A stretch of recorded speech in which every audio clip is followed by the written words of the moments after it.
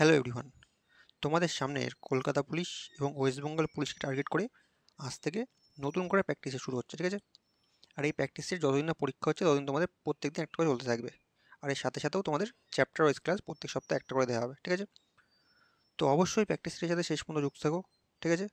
চলো আজকের প্র্যাকটিসের ওয়ানের প্রথম কোশ্চেন দেখা যাক। আজকের প্রথম কোশ্চেন আছে, যদি একটি বাস না দাঁড়িয়ে চলে তবে 1 ঘন্টায় 45 কিমি দূরত্ব যায়। বলছে যদি বাসটি সব জায়গায় দাঁড়িয়ে দাঁড়িয়ে যায় তবে 1 ঘন্টায় 36 কিমি দূরত্ব যায়। বলছে তবে বাসটি 1 ঘন্টায় কত মিনিট দাঁড়ায় তা আমাদের বার করতে বলেছে। দেখো আমাদের বলছে বাসটা যদি না দাঁড়িয়ে চলে, মানে কোনো স্টপ না নেয়, মানে নো স্টপ, তাহলে কি, তাহলে সে 1 ঘন্টায় 45 কিমি দূরত্ব যাচ্ছে, মানে তার ঘন্টায় গতিবেগ কত হয়ে যাচ্ছে 45 কিমি পার আওয়ার। তার ঘন্টায় তার গতিবেগ হয়ে যাচ্ছে। আর যদি সে দাঁড়িয়ে দাঁড়িয়ে যায়, মানে থেমে থেমে যায়, তাহলে 1 ঘন্টায় 36 কিমি যাচ্ছে, মানে যদি স্টপ নিয়ে যায় তাহলে তার গতিবেগ হয়ে যাচ্ছে ঘন্টায় 36 কিমি পার আওয়ার, ঠিক আছে? আমাদের জানতে চাইছে বাসটি 1 ঘন্টায় কত মিনিট দাঁড়াচ্ছে। তো দেখো, এটা বার করার সূত্র হচ্ছে নো স্টপ, মানে না দাঁড়িয়ে যাওয়ার যে গতিবেগটা, বিয়োগ স্টপ নিয়ে যাওয়ার গতিবেগ, ডিভাইড বাই নো স্টপ, ঠিক আছে? মানে না দাঁড়িয়ে যাওয়ার যে গতিবেগ। তাহলে না দাঁড়িয়ে গেছে কত 45 কিমি প্রতি ঘন্টা বেগে, বিয়োগ দাঁড়িয়ে গেছে 36 কিমি প্রতি ঘন্টা বেগে, ডিভাইড বাই না দাঁড়িয়ে গেছে মানে 45 কিমি প্রতি ঘন্টা বেগে গেছে, ঠিক আছে? তাহলে 45 থেকে যদি আমরা 36 বিয়োগ করি আমার রাশি হচ্ছে 9, ডিভাইড বাই 45 থাকছে 9 দিয়ে কেটে দিলে 5 নং 45। এটা হয়ে যাচ্ছে 1/5 ঘন্টা আওয়ার, ঠিক আছে? এটা হয়ে যাচ্ছে গাড়িটা দাঁড়িয়ে গেছে। কিন্তু আমাদের কোশ্চেনে জানতে চেয়েছে যে কত মিনিট দাঁড়িয়েছিল, ঠিক আছে? যেহেতু মিনিট জানতে ছিল আমরা এটাকে 60 দিয়ে গুণ করে দিই। তাহলে কী হয়ে যাচ্ছে, 5 দিয়ে কাটলে 5 বারম 60, মানে গাড়িটা 1 ঘন্টায় মোট 12 মিনিট দাঁড়িয়েছিল, ঠিক আছে? অপশান বি হয়ে যাচ্ছে আমার সঠিক উত্তর। বোঝা গেল? 1 ঘন্টা এসে তাহলে 12 মিনিট দাঁড়াচ্ছে বাসটা। চলো পরের কোশ্চেন দেখা যাক। পরবর্তী কোশ্চেন আছে, বলছে যদি 6 অঙ্কের একটি সংখ্যা 5x 2y 6z 7, 11 এবং 13 দ্বারা অবিভাজ্য হয় তাহলে x minus y plus 3z equal to কত হয় বার করতে দিয়েছে। দেখো একটা জিনিস মনে রাখবে, যখন কোনো সংখ্যা 7, 11 এবং 13 দ্বারা বিভাজ্য হয়, 7, 11 এবং 13 দ্বারা বিভাজ্য হয়, তখন সেই সংখ্যাটা এরকম একটা সিকোয়েন্সে থাকে, সেটা হচ্ছে A B C A B C, এই সিকোয়েন্সে থাকে, ঠিক আছে? তার মানে যদি প্রথম এবিসিটা মনে করো 1 2 3 হয়, তাহলে পরের এবিসিটাও 1 2 3 হবে, মানে সংখ্যাটা হয়ে যাচ্ছে 1 2 3 1 2 3। অথবা যদি মনে করো 5 7 9 হয়, তাহলে পরেরটা হয়ে যাবে 5 7 9, এই সিকোয়েন্সে থাকবে, ঠিক আছে? এবার দেখো আমাদের বলে দিয়েছে যে আমার একটা 6 অঙ্কের সংখ্যা আছে, যেটা হলো 5x 2y আর 6z, ঠিক আছে? তাহলে এখান থেকে x এর মানটা কী হয়ে যাবে, দেখো প্রথম 3টে মান আছে 5xz, আর 4 নম্বর কি আছে y, তাহলে এই y সমান সমান নিশ্চয়ই 5 হয়ে যাবে, ঠিক আছে? আর তারপরে x সমান সমান দেখো এখানে 6 আছে, তাহলে x সমান সমান এখানে 6 হয়ে যাচ্ছে, আর z সমান সমান দেখো এখানে 2 আছে, তাহলে এই সমান সমান 2 হয়ে যাচ্ছে, ঠিক আছে? তাহলে আমরা কী পাচ্ছি, x ইজিক্যাল টু পাচ্ছি 6, y ইজিক্যাল টু পাচ্ছি হচ্ছে কত পেলাম জানো, y ইজিক্যাল টু 5 পেলাম, আর z ইজিক্যাল টু পেলাম হচ্ছে 2, ঠিক আছে? আমাদের বার করতে বলেছে x minus y plus 3z, তাহলে x কত, x হচ্ছে 6 মাইনাস y হচ্ছে কত 5, তারপরে হচ্ছে প্লাস 3z, 3z মানে হচ্ছে 3, আমার z মানে 2, 3 দুগুণি 6, তাহলে কত হচ্ছে 6 6 12, 12 থেকে 5 বিয়োগ করলে আমার অ্যান্সার আসছে 7, ঠিক আছে? তাহলে এটা সমান সমান আমার অ্যান্সার চলে আসলো কত 7, অপশান সি হয়ে সঠিক উত্তর। বোঝা গেল? চলো পরের কোশ্চেন দেখা যাক। পরবর্তী কোশ্চেন আছে, এ বি থেকে দ্বিগুণ দক্ষ এবং বি সি থেকে 3 গুণ দক্ষ। বলছে যদি সি একা কোনো কাজ 30 দিনে করতে পারে তবে তারা 3 জনে মিলে ওই কাজটি কতদিনে শেষ করবে তা বার করতে বলেছে। দেখো আমাদের 3 জন দেওয়া আছে, এ, বি আর সি। বলছে এ বি এর থেকে দ্বিগুণ দক্ষ, আবার বি সি এর থেকে 3 গুণ দক্ষ, ঠিক আছে। তাহলে আমি উল্টো দিক থেকে আসি, যদি ধরি সি একদিনে মনে করো 1 অংশ কাজ করে, তাহলে কি করবে, বি সি এর থেকে 3 গুণ দক্ষ, তার মানে বি একদিনে তাহলে 3 অংশ কাজ করবে। আবার বলছে এ বি এর থেকে দ্বিগুণ দক্ষ, মানে বি যদি 3 হয়, এ হয়ে যাবে 3 দুগুণী 6। তাহলে দেখো আমাদের এখান থেকে এদের এফিসিয়েন্সি অর্থাৎ কর্মদক্ষতার রেশিও আমরা পেয়ে গেলাম 6:3:1, ঠিক আছে। এবার বলছে সি একা কোনো কাজ 30 দিনে করতে পারে। আমরা পেয়েছি সি একা একদিনে 1 অংশ কাজ করে, তাহলে 30 দিনে কত কাজ করবে, 1 × 30, মানে মোট কাজটা হয়ে যাচ্ছে 30 অংশের কাজ, ঠিক আছে। মোট কাজটা টোটাল ওয়ার্ক, এটা হয়ে যাচ্ছে টোটাল ওয়ার্ক 30 অংশ। আমাকে বলছে যদি তারা 3 জনে মিলে একসাথে কাজ করে, যদি 3 জন মিলে একসাথে কাজ করে তাহলে একদিনে কত অংশ কাজ হয়, 6 আর 3 9, 9 10 অংশ কাজ হয়, ঠিক আছে। মোট 10 অংশ কাজ হয় একদিনে। আমার মোট কাজ 30 অংশ, আর যদি 3 জনে মিলে কাজ করে একদিনে 10 অংশ কাজ করে, তাহলে আমার 3 10 কে 30, মোট টাইম লাগবে হচ্ছে 3 দিন, ঠিক আছে। তাহলে তারা 3 জনে মিলে কাজ করলে কাজটা 30 দিনে শেষ হয়ে 3 দিনে শেষ হয়ে যাবে। অপশান বি হয়ে যায় সঠিক উত্তর। চলো পরের কোশ্চেন দেখা যাক। পরবর্তী কোশ্চেন আছে 1/3, 3/5, 4/7 এবং 9/16 এর এলসিএম কত। এলসিএম মানে হচ্ছে লসাগু কত, ঠিক আছে। তো যখন ভগ্নাংশের লসাগু থাকে তখন আমরা কি করতে বলেছিলাম, আমরা বলেছিলাম আমাদের দেওয়া আছে 1/3, 3/5, 4/7 আর 9/16। যখন ভগ্নাংশের লসাগু হয় তখন আমরা করতে হয় কি, ওপরের লবগুলোর কি করতে হয়, লসাগু বার করতে হয়, মানে এলসিএম বার করতে হয়, আর নিচের হরগুলোর গসাগু অর্থাৎ এইচসিএফ বার করতে হয়, ঠিক আছে। আর যখন গসাগু দেয় তখন সেম ওপরেগুলোর গসাগু করতে হয় আর নিচেরগুলো লসাগু করতে হয়, ঠিক আছে। তাই দেখো ওপরে আমার 1 3 4 আর 9 লসাগু কত বেরোবে, 4 নং আমার 36 হবে, ঠিক আছে। আর নিচের কী কী দেওয়া আছে, 3 5 7 আর 16 গসাগু বার করতে হবে। তো 3 5 7 16 গসাগু কোনো সংখ্যা কি কাটাকাটি যায়, মানে কোনো একটা কমন সংখ্যা আছে কি, কোনো কমন সংখ্যা নেই এখানে, তার মানে সবার গসাগু হয়ে যাবে 1, ঠিক আছে। তাহলে 36/1 করলে আমার অ্যান্সার বেরোবে 36। তাহলে আমার এলসিএম কত বেরোলো, এলসিএম ভ্যালু হচ্ছে 36। অপশান ডি হয়ে যাচ্ছে সঠিক উত্তর। বোঝা গেল। চলো পরের কোশ্চেন দেখা যাক।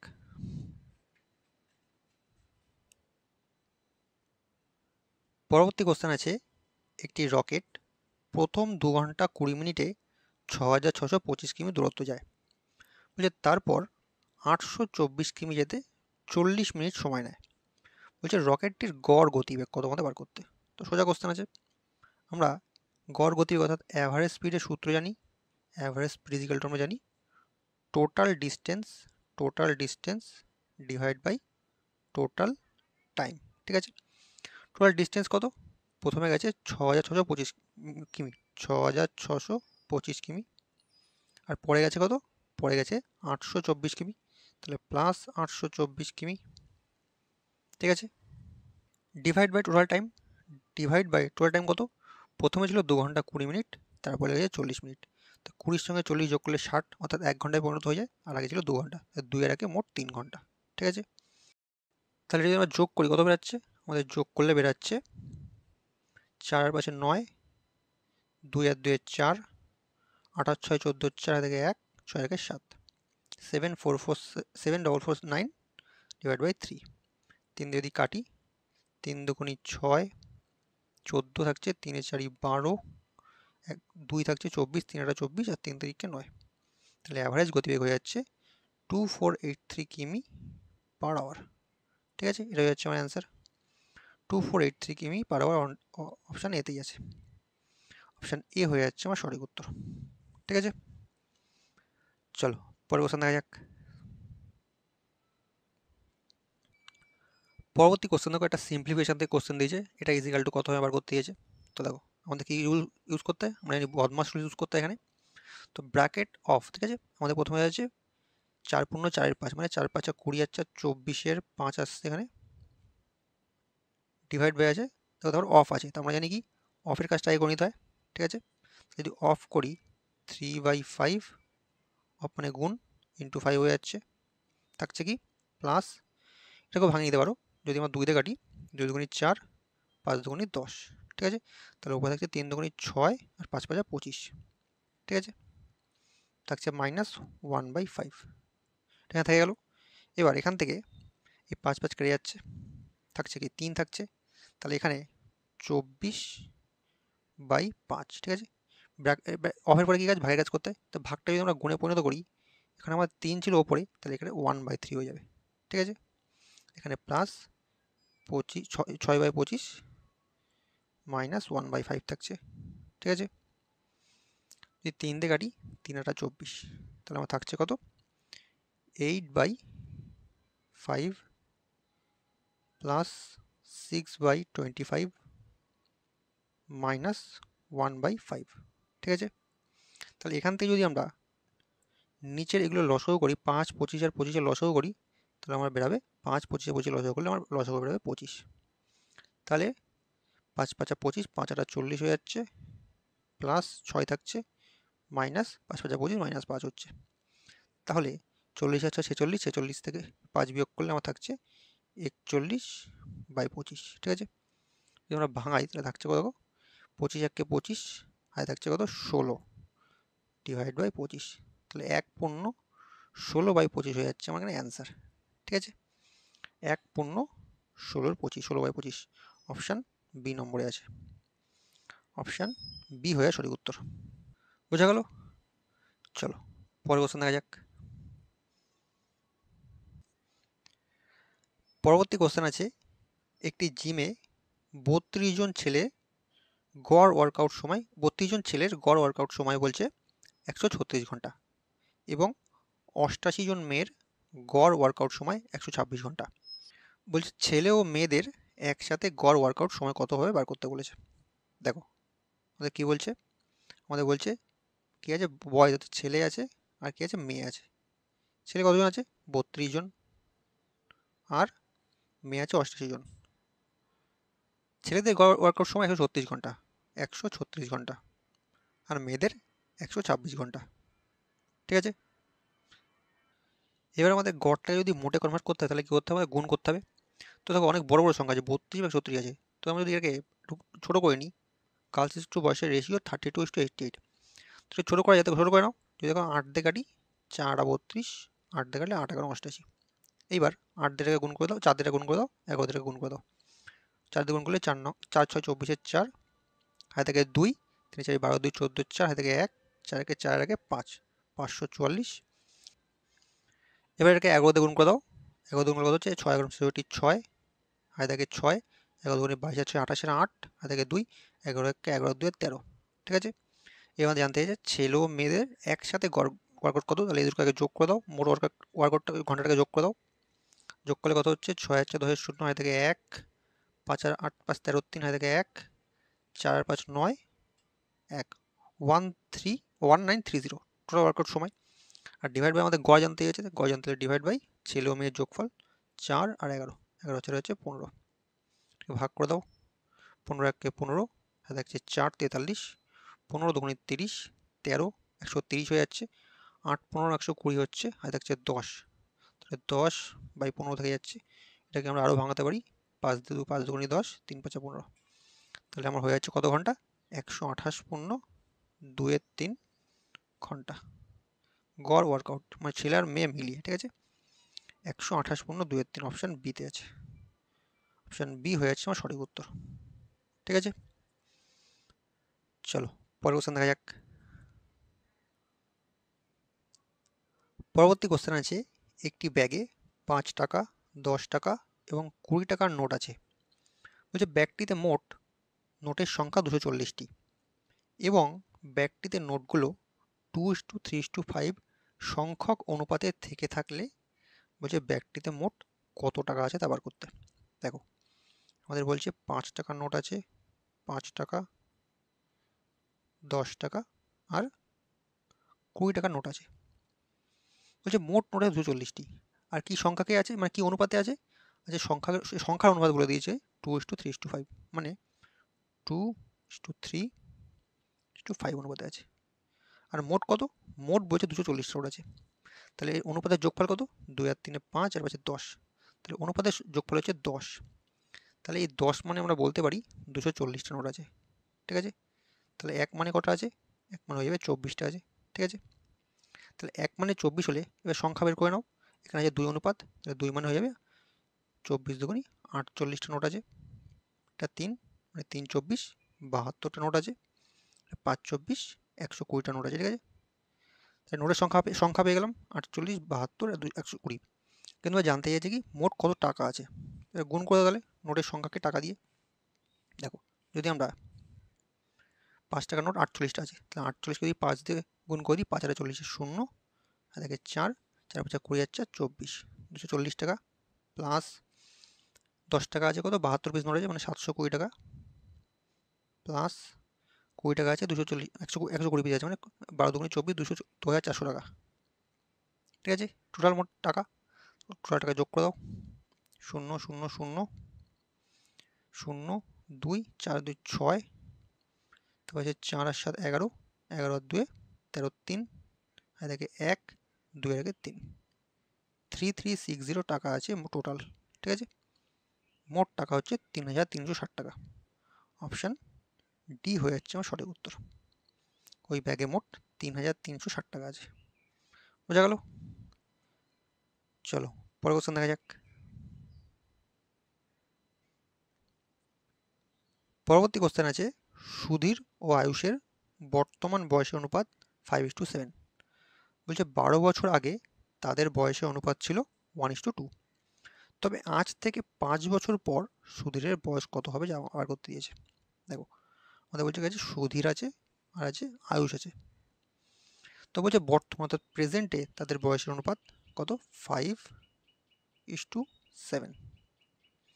আর বলছে 12 বছর আগে, 12 বছর আগে মানে -12, 12 বছর আগে তাদের অনুপাত হচ্ছে 1:2। দেখো আমাদের যাই বার করতে দিক সবার আগে আমাদের কাজ হচ্ছে রেশিওটাকে ব্যালেন্স করা, মানে রেশিও দুটোর পার্থক্য সেম আসার কথা। এর মধ্যে পার্থক্য কত দেখো 2, এর মধ্যে পার্থক্য 1, ঠিক আছে। তাহলে আমার কী করতে হবে? আমাকে এটাকে 2 দিয়ে গুণ করে দিতে হবে আর এটাকে 1 দিয়ে গুণ করে দিতে হবে, ঠিক আছে। তাহলে কত দাঁড়াচ্ছে? 1 দিয়ে গুণ করলে একই থাকবে মানে 5:7 থাকবে, ঠিক আছে। 2 দিয়ে গুণ করলে 2 1 2, 2 দুগুণে 4, ঠিক আছে। এবার দেখো এবার পার্থক্য কত হচ্ছে? আগে 7 ছিল এখন 4 এসছে, আগে 5 ছিল এখন 2 এসছে, মানে দুদিকে দেখো 3 করে অনুপাত কমেছে। মানে প্রেজেন্ট থেকে 12 বছর আগে গেলে অনুপাতে 3 কমছে। অনুপাতে 3 কমা মানে আমাদের বোঝাতে চাইছে যে কত বছর কমছে? 12 বছর কমছে, ঠিক আছে। কারণ প্রেজেন্ট থেকে অনুপাত কমছে, এখান থেকে এটা আসছে মানে কমছে অনুপাত। তাহলে 3 মানে হচ্ছে 12 বছর। বোঝা গেল? তাহলে 1 মানে কত বছর? 1 মানে হয়ে যাবে 4 বছর। ভাই কোশ্চেনটা কী বলেছে? বলছে তবে আজ থেকে 5 বছর পর সুধীরের বয়স কত হবে? সুধীরের অনুপাত কত ছিল? সুধীরের অনুপাত ছিল হচ্ছে 5। এখানেও 5 ছিল কি? হ্যাঁ এখানেও 5 ছিল। তাহলে 1 মানে আমরা পেয়েছি হচ্ছে 4, তাহলে 5 মানে কত? 5 মানে হয়ে যাবে 4 5 20। আমার জানতে চাইছে 5 বছর পর কত হবে? তাহলে প্লাস 5 করে দাও, তাহলে হয়ে যাচ্ছে 20 আর 5 25 বছর। তার প্রেজেন্টের বয়স এখন 20 বছর, কিন্তু 5 বছর পরে হয়ে যাবে 25 বছর, ঠিক আছে। অপশান এ হয়ে সঠিক উত্তর, সরি সি হয়ে সঠিক উত্তর। সুধীরের বয়স 5 বছর পরে হয়ে যাবে 25 বছর। চলো পরের কোশ্চেন দেখা যাক।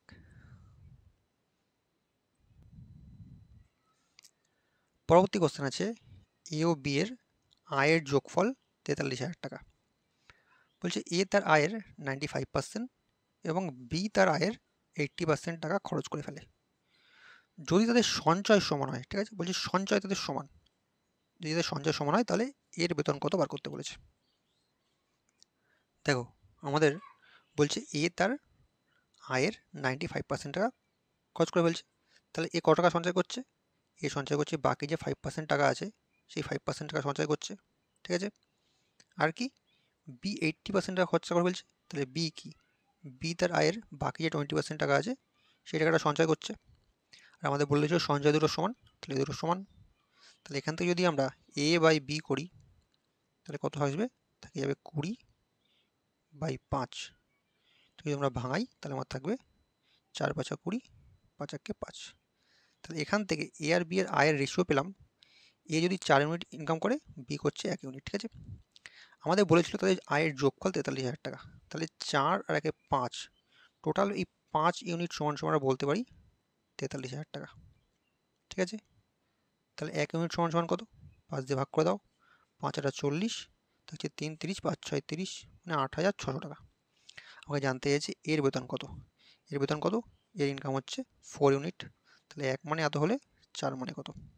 4 দিয়ে গুণ করে দাও, 4 0 0 4 0 0, 4 6 24, 4 আর 1 2, 4 32 আর 2 34।